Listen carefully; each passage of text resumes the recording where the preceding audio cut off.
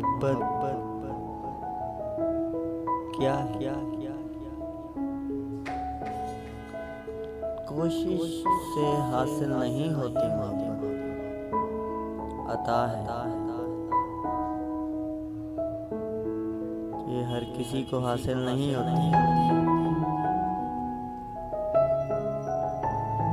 क्योंकि मोहब्बत आसमानी अता है।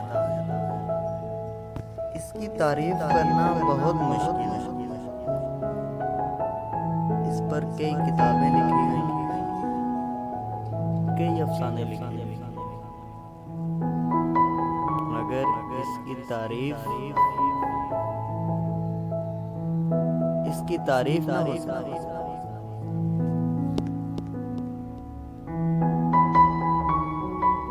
आज सिर्फ इतनी सी है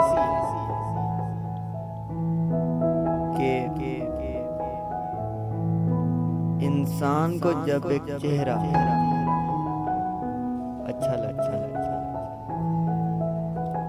उसका अंदाज बदल जाता है। उसका अंदाज ही नहीं बदलता, बल्कि हर चीज उसके सामने हर चीज बदल जाती है।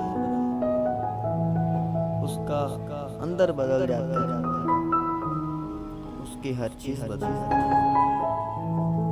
इसको मोहब्बत कहते हैं।